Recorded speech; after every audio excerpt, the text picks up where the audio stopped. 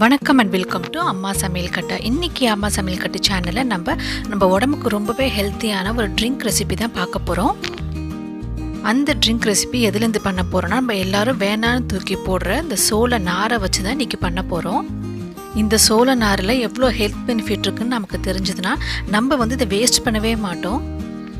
இந்த ட்ரிங்க்கை நம்ம ரெகுலராக எடுத்துகிட்டு வந்தோம் அப்படின்னாக்க நம்ம உடம்புல உள்ள கொலஸ்ட்ரால் லெவல் கம்மியாகும். அது மட்டும் இல்லாமல் சுகர் பேஷண்ட் இதை ரெகுலராக எடுத்துக்கிட்டாங்க அப்படின்னா அவங்க சுகர் லெவலும் ரொம்ப கம்மியாகுங்க. இன்சுலின் போடுற வேலையே இருக்காது. சுகர் கண்ட்ரோலுக்கு வந்துடும். இப்போ இதில் நான் 2 ஸ்வீட் கார்னோட நாரை எடுத்து வச்சுருக்கேன். இது இங்கிலீஷில் கார்ன்சில்க் அப்படின்னு சொல்லுவாங்க. இப்போ இதில் ஒரு 2 கிளாஸ் அளவுக்கு நம்ம இப்போ தண்ணி ஊற்றி ஸ்டவ்வில் வச்சு நல்லா கொதிக்க வைக்க போகிறோம்.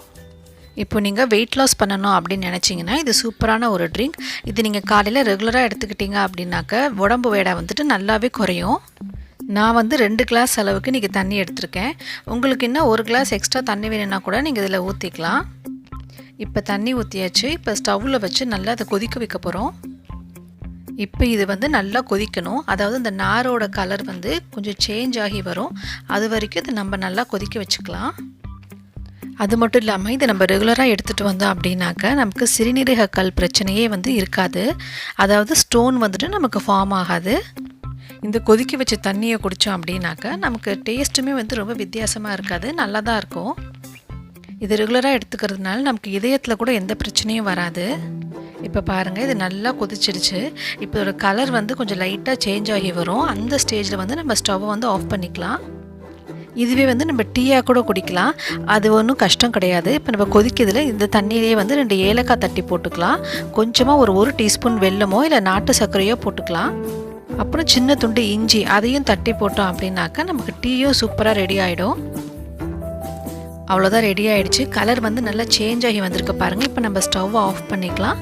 ஆஃப் பண்ணிவிட்டு இதை வடிகட்டி தனியாக நம்ம எடுத்து வச்சுக்கலாம். இப்போ இதை வடிகட்டி டம்ளரில் தனியாக எடுத்து வச்சுட்டேன். இப்போ நம்ம வெயிட் லாஸ் பண்ணணும் அப்படின்னு நினைக்கிறவங்க காலையில் வெறும் வயிற்றில் ஒரு அரை லெமன் பிழிஞ்சு விட்டுட்டு குடித்தோம் அப்படின்னா வெயிட் லாஸ் ஆகும்.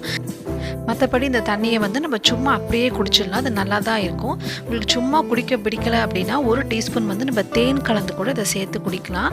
அப்போ கூட டேஸ்ட் நல்லா தான் இருக்கும். ஸோ இதை ரெகுலராக எடுத்துக்கோங்க. இதில் பயங்கரமான ஹெல்த் பெனிஃபிட்ஸ் இருக்குது. இல்லை இதை டீயாக குடிக்கணும்னு ஆசைப்பட்டீங்கன்னா நான் ஃபஸ்ட்டே சொன்னேன் இல்லை, அந்த மெத்தடை ஃபாலோ பண்ணி டீயாக கூட குடிங்க, சூப்பராக இருக்கும். கண்டிப்பாக இதை எல்லோரும் ட்ரை பண்ணி பாருங்கள். இந்த ரெசிபி கண்டிப்பாக எல்லாருக்கும் யூஸ்ஃபுல்லாக இருக்கும்னு நான் நினைக்கிறேன். இந்த ரெசிபி உங்களுக்கு பிடிச்சிருந்துச்சுன்னா அம்மா சமையல் கட்டு சேனலை சப்ஸ்கிரைப் பண்ணிக்கோங்க. கூடவே லைக் பண்ணி போட்டுக்கோங்க. ஷேர் பண்ண மறந்துடாதீங்க. தேங்க்யூ.